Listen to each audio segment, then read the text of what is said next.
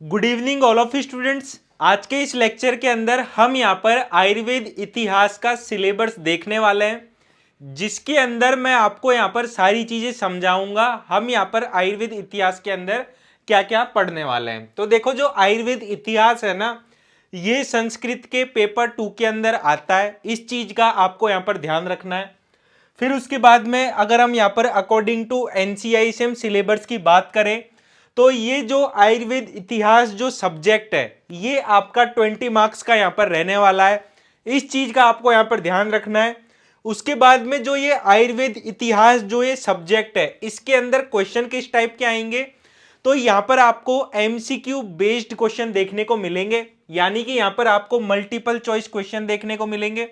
और यहां पर आपके जो 20 मार्क्स रहने वाले हैं, इसके यहां पर 20 एमसीक्यू आने वाले हैं संस्कृत के पेपर 2 के अंदर।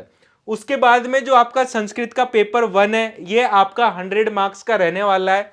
ये जो पेपर 1 होता है, जो कि आपका संस्कृत का पेपर 1 है, इसके अंदर बेसिकली मैक्सिमम चीजें कहां से आती है, ग्रामर पोर्शन रहता है पूरा पेपर 1। उसके बाद में अगर हम पेपर 2 की बात करें, तो आप यहां पर देख सकते हो जो संस्कृत का पेपर 2 है, ये भी 100 मार्क्स का है, लेकिन हम इसे यहां पर दो पार्ट्स में डिवाइड करते हैं। 80 प्लस 20 मार्क्स का रहने वाला है आपका आयुर्वेद इतिहास। और 80 मार्क्स के अंदर क्या क्या आएगा, आपके निरुक्ति और पर्याय आएंगे, परिभाषा पदानी आएगा, पंचतंत्र की जो 5 कहानियां हैं वो आपकी आएंगी, जिनका आपको यहां पर शुरुआत का श्लोक और लास्ट का श्लोक याद करना पड़ेगा। उसके बाद में अन्वय लेखनम आएगा। अन्वय लेखनम क्या है, एक तरीके से ऐसे राइटिंग है। तो अन्वय लेखनम के अंदर आपको क्या करना पड़ेगा, जैसे कि कोई श्लोक दे दिया, उसका आपको अन्वय लेखनम करना है। तो आपको क्या करना है, उसके अंदर उस श्लोक को यहां पर सबसे पहले तोड़ तोड़ के समझाना है। फिर उसके बाद में आपको पूरे पैराग्राफ के फॉर्म में उसकी मीनिंग लिख देनी है, मतलब। तो हम इस चीज को भी यहां पर बहुत अच्छे तरीके से समझने वाले हैं।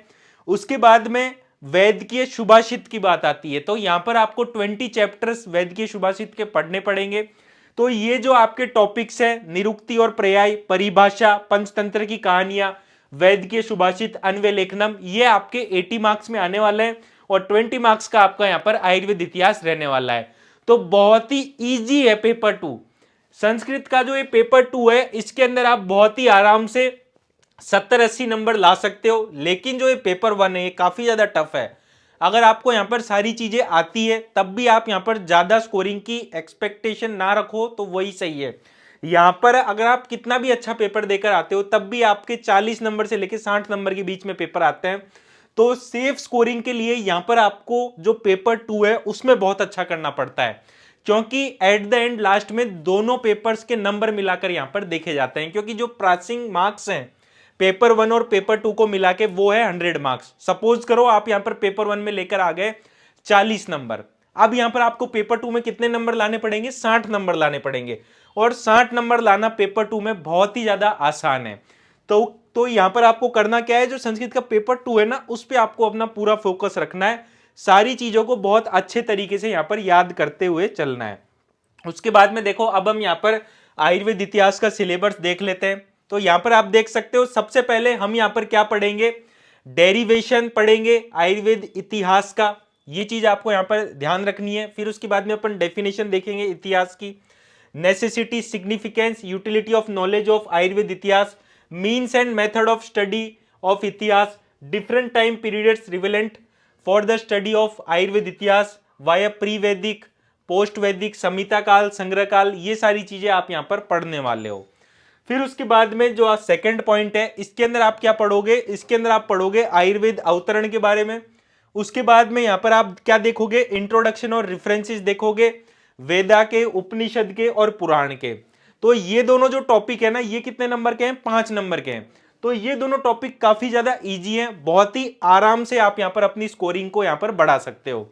तो देखो, यहां पर मैंने जिस तरीके से यहां पर हम यहां पर पढ़ने वाले हैं, उस तरीके से मैंने यहां पर सारे लेक्चर्स यहां पर हम अरेंज करने वाले हैं। तो यहां पर देखो, सबसे पहला अपना टॉपिक क्या हो जाता है, history of Ayurveda, origin of Ayurveda and branches of Ayurveda. ये तीनों टॉपिक मिलाकर, ये तीनों टॉपिक आपके कितने नंबर के आने वाले हैं, ये आने वाले हैं आपके यहां पर 5 नंबर के। इस चीज को ध्यान रखना है। उसके बाद में जब आप वापस से ऊपर की तरफ आओगे, तब आप यहां पर देख सकते हो जो आपका थर्ड पॉइंट है, ये है टाइम पीरियड ऑफ आयुर्वेदा संहिता, जिसके अंदर आपको यहाँ पर जो चरक संहिता है, सुश्रुत संहिता है, अष्टांग संग्रह, अष्टांग हृदय, भेल संहिता है, हरित संहिता है, काश्यप संहिता है, ये आपको पढ़नी होंगी। इसी के साथ साथ आपको यहाँ पर माधव निदान, षडांग संहिता, भाव प्रकाश, ये संहिता भी आपको यहाँ पर करनी होगी। ये चीज यहाँ पर आपको क्लियर है। तो यहाँ पर आप देख सकते हो इतनी सारी संहिताओं का आपको यहाँ पर लेना होगा नॉलेज। एक तरीके से आप यहाँ पर कह सकते हो लघुत्री और बहित्री दोनों संहिताओं का आपको यहाँ पर एक तरीके से इंट्रोडक्शन लेना होगा। कौन कौन से उनके टीकाकार है, किन किन्होंने ने यहाँ पर टीकाएं करी है, कौन कौन सी जो इंपॉर्टेंट चीजें हैं संहिताओं की वो आपको यहाँ पर याद रखनी है। कौन से संहिता के अंदर कितने स्थान है, कितने सूत्र हैं, तो इस तरीके की चीजें आपको यहाँ पर इन दोनों के अंदर याद करनी होंगी। अगर हम यहाँ पर नीचे की तरफ देखें तो आप यहाँ पर जब वापस से नीचे की तरफ आओगे तो यहाँ पर देखो सेकंड पॉइंट है, ये आपका पूरा 5 नंबर का रहने वाला है। इसके अंदर आप यहाँ पर देख सकते हो आत्रेय एंड कश्यप, चरक संहिता, सुश्रुत संहिता, अष्टांग हृदय, अष्टांग संग्रह, हारित संहिता, भेल संहिता, माधव निदान, षडांग संहिता और भाव प्रकाश, ये सारी चीजें आपको यहाँ पर कर लेनी है। उसके बाद में आप जब वापस से ऊपर की तरफ आओगे तो ये देखो हम अभी तक हमने यहाँ पर कितने पॉइंट का देख लिया, अभी तक हमने यहाँ पर 10 मार्क्स की चीजें हम यहाँ पर कवर कर चुके हैं। फिर उसके बाद में आप यहाँ पर देख सकते हो जो यहाँ पर नेक्स्ट 5 मार्क्स है उसके अंदर यहाँ पर बेसिकली तीन ये जो पॉइंट्स हैं ये आपके यहाँ पर पूछे जाने वाले हैं। तो देखो origin and period of different system of medicine in world, तो डिफरेंट सिस्टम ऑफ मेडिसिन है जैसे कि होम्योपैथी है, आयुर्वेदा है, यूनानी है, सिद्धा है, फिर उसके बाद में चीनी पद्धति है वो आपको यहाँ पर पढ़नी होगी। उसके बाद में वृक्ष आयुर्वेदा, हस्त आयुर्वेदा और अश्व आयुर्वेदा का यहाँ पर इंट्रोडक्शन लेना होगा। उसके बाद में अशोका, मुगल और ब्रिटिश के टाइम पर क्या था स्टेटस ऑफ आयुर्वेदा, ये आपको पढ़ना पड़ेगा। बहुत ही शॉर्ट टॉपिक है और बहुत आराम से आप यहाँ पर अपने 5 नंबर स्कोर कर सकते हो। ये चीज क्लियर है। जब आप इस चीज को नीचे की तरफ देखोगे, इसको भी देखो मैं यहाँ पर बता देता हूं। थर्ड पॉइंट आपको इसके अंदर एक तो कवर करना है origin and period of different system of medicine, जिसके अंदर आपको यूनानी, होम्योपैथी, सिद्धा और चीनी पद्धति आपको यहाँ पर पढ़नी है। उसके बाद में जो इंट्रोडक्शन है वृक्ष आयुर्वेदा, हस्त आयुर्वेदा और अश्व आयुर्वेदा का, ये आपको यहाँ पर करना है। उसके बाद में क्या स्टेटस था यहाँ पर आयुर्वेदा का during the period of Ashoka, Mughal and British, ये आपको कर लेना है। उसके बाद में यहाँ पर आप देख सकते हो जो नेक्स्ट पॉइंट है ना ये आपके रहने वाले हैं जो नेक्स्ट 5 नंबर का जो रहने वाला है उसके अंदर। तो एक बार अपन वापस से ऊपर की तरफ चलते हैं। तो यहां पर आप देख सकते हो जो आपका नेक्स्ट है इसके अंदर बहुत सारी चीजें आपको यहां पर पढ़नी है। सबसे पहले आपको यहां पर contribution of scholars of modern era के जितने भी यहां पर स्कॉलर्स हैं उनका क्या कंट्रीब्यूशन रहा है उन्हें आपको यहां पर देखना है। तो यहां पर आप कौन कौन से ऑथर्स के बारे में देखने वाले हो, आचार्य गणनाथ सेन के बारे में देखोगे, वैद्य यामिनी भूषण राय के बारे में देखोगे, वैद्य शंकर दासश्री पाद्य के बारे में देखोगे, फिर उसके बाद में आचार्य स्वामी लक्ष्मीराम के बारे में देखोगे, आचार्य यादव जी त्रिकम जी के बारे में, डॉक्टर PM मेहता के बारे में, वैद्य BG गाणेकर के बारे में, वैद्य दामोदर शर्मा गौर के बारे में, उसके बाद में आचार्य प्रियव्रत शर्मा के बारे में, वैद्य C द्वारकानाथ के बारे में, वैद्य KR श्रीकांत मूर्ति के बारे में आप यहाँ पर पढ़ने वाले हो, वैद्य VJ ठक्कर के बारे में, वैद्य रत्नम PS वॉरियर के बारे में और वैद्य BG गोखले के बारे में आप यहाँ पर पढ़ने वाले हो। तो ये काफी सारे टॉपिक्स आप यहाँ पर पढ़ोगे। उसके बाद में आपको इसी के अंदर यहाँ पर आपको ग्लोबलाइजेशन ऑफ आयुर्वेदा भी कर लेना है। उसके बाद में जो डेवलपमेंटल एक्टिविटीज क्या क्या रही है आयुर्वेदा के अंदर आफ्टर पोस्ट इंडिपेंडेंस पीरियड वो आपको यहाँ पर देख लेनी है, जिसके अंदर आप यहाँ पर क्या करोगे जो वेरियस कमिटीज है जो कि फॉर्म हुई थी उनके बारे में आपको यहाँ पर पढ़ना है। जैसे कि भोरे कमेटी थी, पंडित कमेटी थी, इन कमेटियों के बारे में आप यहाँ पर पढ़ोगे। उसके बाद में आप यहाँ पर डिपार्टमेंट ऑफ आयुष के बारे में पढ़ोगे, CCIM NCICM के बारे में पढ़ोगे, CCRS के बारे में आप यहाँ पर पढ़ोगे। उसके बाद में जो नेशनल इंस्टीट्यूशन है उनके बारे में भी आप यहाँ पर जानने वाले हो, जिसके अंदर हम यहाँ पर सबसे पहले पढ़ेंगे all India institute of Ayurveda, जो कि आपको एक तो न्यू दिल्ली के अंदर देखने को मिलता है, एक आपको गोवा के अंदर देखने को मिलता है।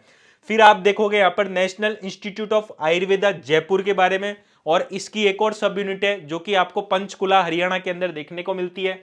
उसके बाद में आप यहाँ पर देखोगे ITRA जामनगर के बारे में। फिर आप यहाँ पर पढ़ने वाले हो faculty of Ayurveda, it means BHU के बारे में। उसके बाद में आप यहाँ पर देखोगे राष्ट्रीय आयुर्वेद विद्यापीठ, जो कि आपको न्यू दिल्ली के अंदर देखने को मिलता है। तो ये जो लास्ट पॉइंट है ना, इसके अंदर बहुत सारी चीजें पढ़नी है। तो इतनी सारी चीजें हो सकता है स्टूडेंट्स को याद ना रहे, तो ऊपर के जो 15 नंबर है ना वो तो क्या है बिल्कुल एग्जैक्ट, अगर आप कर लोगे ना अच्छे से तो 15 नंबर का तो स्कोरिंग है बिल्कुल। मतलब जब आप इसे नीचे की तरफ देखोगे तब आप देखना यहाँ पर मैं कितने सारे पॉइंट्स आपको बताऊंगा। तो देखो सबसे पहले छठा पॉइंट आपको यहाँ पर करना है contribution of scholars of modern era. उसके बाद में आप यहाँ पर पढ़ोगे ग्लोबलाइजेशन ऑफ आयुर्वेदा के बारे में। उसके बाद में कौन कौन सी कमिटीज यहाँ पर फॉर्म हुई थी और उनके यहाँ पर क्या क्या रिकमेंडेशंस थे आयुर्वेदा की फील्ड के अंदर, उनको आप यहाँ पर देखने वाले हो। सीसीआईएम और एनसीआईएम को पढ़ोगे, सीसीआरएस के बारे में देखोगे, आयुष डिपार्टमेंट के बारे में आप यहाँ पर पढ़ोगे। फिर उसके बाद में राष्ट्रीय आयुर्वेद विद्यापीठ के बारे में आप यहाँ पर कवर करोगे। फिर उसके बाद में जो सेंट्रल यूनिवर्सिटीज थी, all India institute of Ayurveda, BHU, NIE Jaipur, उसके बाद में आईटीआर, इन सब के बारे में आप यहाँ पर कवर करोगे। फिर उसके बाद में यहाँ पर मैंने कुछ एक्स्ट्रा पॉइंट भी लिखे हैं, इनको भी आपको यहाँ पर याद से करना है। पहला है आपका टीकेडीएल, दूसरा है आपका डब्ल्यूएचओ, फिर है कुछ इंपॉर्टेंट पॉइंट्स के अंदर हम यहाँ पर पढ़ेंगे नमस्ते पोर्टल के बारे में। और उसके बाद में ऐसी कौन कौन सी रिसर्च मेडिसिन है जो आपको यहाँ पर याद रखनी है, जैसे कि आयुष 64 हो गई जो कि आपकी यहाँ पर मलेरिया के अंदर काम में आती है। तो कुछ ऐसे इंपॉर्टेंट पॉइंट्स मैंने यहाँ पर कवर कराए हैं। तो बहुत सारी चीजें हम यहाँ पर कवर करेंगे और बहुत ही ज्यादा इंटरेस्टिंग रहने वाला है आपका ये आयुर्वेद इतिहास। और आपको यहाँ पर क्या करना है, सारी चीजों को पढ़ते हुए चलना है, समझते हुए चलना है। और लास्ट में क्या कर लेना है, यहाँ पर आपको जो भी किताब आप यहाँ पर फॉलो कर रहे हो उसके एक बार आपको यूनिवर्सिटी के जो भी पेपर वगैरह हैं उनको एक बार आपको देख लेना है, ताकि आपको ये समझ में आ सके किस टाइप के यहाँ पर एमसीक्यू बेस्ड क्वेश्चन आ रहे हैं। क्योंकि देखो ऐसे टेस्ट सीरीज वगैरह करने से या कोई आप मतलब बहुत सारे क्वेश्चंस वगैरह कर रहे हो वो करने से कोई सेंस नहीं है। एटलीस्ट आपको ये तो पता लगना चाहिए ना आपकी यूनिवर्सिटी के अंदर किस टाइप के क्वेश्चन पूछे जा रहे हैं। क्योंकि देखो जो ये बीएमएस है ना, ये आप समझ लो अपनी बोर्ड की एग्जाम, जो नीट एग्जाम होती है वो होती है मल्टीपल चॉइस क्वेश्चन वाली, और जो ये बीएमएस की एग्जाम होती है ये होती है सब्जेक्टिव एग्जाम। अब ये जो बीएमएस की पढ़ाई है ना, ये आपको कैसे करनी है, जब आपने 10th और 12th में अपनी बोर्ड की एग्जाम दी थी उस टाइम अपन क्या करते थे, प्रीवियस 5 ईयर के क्वेश्चन पेपर देखते थे। तो अपने को यहाँ पर करना क्या है, प्रीवियस 5 ईयर के क्वेश्चन पेपर देख लेने हैं, समर के भी और विंटर के भी। इससे आपको हुआ क्या, बहुत सारी चीजों का आपको यहाँ पर पता लग जाएगा भाई जो पेपर सेट करने वाले टीचर है वो किस तरीके से यहाँ पर क्वेश्चन पूछ रहे हैं। क्योंकि यहाँ पर होता क्या है, चीजें बार बार रिपीट होती है। जब आपने अपने 12th की बोर्ड की एग्जाम दी होगी, जब आप फिजिक्स का पेपर करने गए होंगे, तब आप यहाँ पर याद से ओम्स लॉ पढ़कर गए होंगे। क्यों पढ़कर गए होंगे, क्योंकि बार बार यहाँ पर ओम्स लॉ पूछा जाता था। तो इसी वजह से मैं आप लोगों से कहना चाहता हूं, तैयारी जो है वो पूरी आपको यहाँ पर ऐसा नहीं करना है टेस्ट सीरीज वगैरह कर रहे हो इस तरीके से तैयारी कर रहे हो, ऐसे बिल्कुल भी तैयारी नहीं करनी है। आपको यहाँ पर तैयारी कैसे करनी है, अपने यूनिवर्सिटी के क्वेश्चन पेपर सॉल्व करके आपको यहाँ पर तैयारी करनी है। और करना क्या है लास्ट में, कुछ जैसे कि आपने यहाँ पर पीवाईक्यू किए संस्कृत के, तो संस्कृत के अंदर जो भी इंपॉर्टेंट पीवाईक्यूज है जो ज्यादा बार रिपीट हो रहे हैं उनको आपको एक पेज के ऊपर लिख लेना है। पेज के ऊपर जब आप लिख लोगे, जब कभी भी आप यहाँ पर रिवीजन करोगे तब आप उन टॉपिक्स के ऊपर यहाँ पर ज्यादा ध्यान दोगे, क्योंकि उनके पूछने की पॉसिबिलिटीज यहाँ पर ज्यादा है। तो इस तरीके से आपको यहाँ पर स्मार्ट स्टडी करनी है। आपको ऐसा नहीं करना है कि जो टॉपिक आपका यहाँ पर हो नहीं रहा है अच्छे से आप उस टॉपिक पे लगे पड़े हो। अब देखो कॉमन सेंस वाली चीज है, मैं आपको देखो यहाँ पर एक चीज समझाना चाहता हूं। मैंने यहाँ पर ये सिलेबस क्यों बताया आपको, भाई आपको ये चीज समझ में आ गई कि ये दोनों टॉपिक्स जो है ये मात्र 5 नंबर के हैं। उसके बाद में आप जब नीचे की तरफ आओगे तो ये दोनों भी मात्र 5 के हैं, ये 3 टॉपिक 5 के हैं। तो ये तीनों ये सारे टॉपिक्स आप पढ़ोगे ना 15 नंबर के, जितना आप ये 15 नंबर के अंदर पढ़ रहे हो ना उससे भी कई ज्यादा है ये नीचे का जो ये 5 नंबर का है। तो ये चीज अपने को समझ में आती है कि भाई यहां पर अपन स्कोरिंग कर पाए या ना कर पाए, लेकिन अपन यहां ऊपर की तरफ स्कोरिंग कर सकते हैं। ये चीज क्लियर है। उसके बाद में देखो मैंने आपको दूसरी चीज क्या बता दी, आज आपका पहला लेक्चर है और मैंने पहले लेक्चर के अंदर ही बता दिया स्कोरिंग कहां पर होती है सबसे ज्यादा। मैंने आज आपको पहले लेक्चर के अंदर ही बता दिया है जो संस्कृत का पेपर 1 होता है इसके अंदर स्टूडेंट्स जो होते हैं वो ज्यादा स्कोरिंग नहीं कर पाते हैं। उसका रीजन भी मैंने आपको बता दिया। ग्रामर पोर्शन जो होता है वो काफी ज्यादा डिफिकल्ट होता है। किसी बच्चे ने यहाँ पर पहली बार संस्कृत पढ़ी है, उसे शब्द रूप नहीं पता है, धातु रूप नहीं पढ़ा है, तो मैं तो कई बार बोल ही देता हूँ स्टूडेंट से, आप कुछ टॉपिक्स यहाँ पर अगर ग्रामर पोर्शन के अंदर स्किप भी कर देते हो तब भी कोई बात नहीं है, लेकिन आपको करना क्या है, फिर जो पेपर 2 है ना उसके अंदर आपको किसी भी टॉपिक को स्किप नहीं करना है और अपना 100% देकर आना है पेपर 2 में। यही पास करने की स्ट्रेटेजी होती है। और देखो यहां पर चाहिए क्या आपको, यहां पर आपको कुल मिला के 100 मार्क्स चाहिए दोनों पेपर मिला के। आप 35 या 40 नंबर इसमें ले आओ और 80 नंबर आप इसमें ले आओ, तब भी पास हो, क्योंकि दोनों के नंबर मिलाकर आपके देखे जाएंगे। तो यहां पर आपको इस चीज का ध्यान रखना है कि आपके यहां पर जो दोनों पेपर हैं वो मिलाकर आपके यहां पर 100 प्लस नंबर होना चाहिए। और देखो आप यहां पर स्कोरिंग करना चाहो ना, बहुत अच्छी स्कोरिंग, तो पेपर 2 में आप आराम से 80 नंबर ला सकते हो, और 80 और 40 नंबर आप यहां पर भी ले आते हो तो 120 नंबर आ जाते हैं आपके। तो ये एक टॉपर के जितने नंबर हो जाते हैं अगर आप चीजों को बहुत अच्छे तरीके से कर रहे हो। बस यहां पर जो स्कोरिंग होती है ना वो कम क्यों हो जाती है यहां पर पेपर 2 के अंदर, सिर्फ और सिर्फ आयुर्वेद इतिहास की वजह से। स्टूडेंट आयुर्वेद इतिहास की तरफ ध्यान नहीं देता है, कम ध्यान देता है। उसके बाद में स्कोरिंग कम होने का दूसरा रीजन रहता है, स्टूडेंट जो होता है वो निरुक्ति और पर्याय और परिभाषा पदानी इनको तो अच्छे से कर लेता है, पंचतंत्र की कहानियों को भी अच्छे से कर लेगा, वैद के सुभाषित के चैप्टर्स को भी अच्छे से कर लेगा, लेकिन जो अन्वय लेखनम है वो उसे लिखना नहीं आता है। अन्वय लेखनम भी हम यहाँ पर आपको बहुत ही अच्छे तरीके से लिखना सिखाएंगे, किस तरीके से आपको यहाँ पर स्मार्ट स्टडी करके अन्वय लेखनम लिखना है, चीजों को कैसे हमें यहाँ पर तोड़ तोड़ कर लिखना है, ये सारी चीजें आपको यहाँ पर सिखाई जाएंगी संस्कृत सब्जेक्ट के अंदर। हम यहाँ पर बेसिकली आयुर्वेद इतिहास की बात कर रहे हैं। तो देखो जितने भी आपके डाउट्स वगैरह होंगे वो सारी चीजें मैं यहाँ पर आपको क्लियर कर चुका हूँ।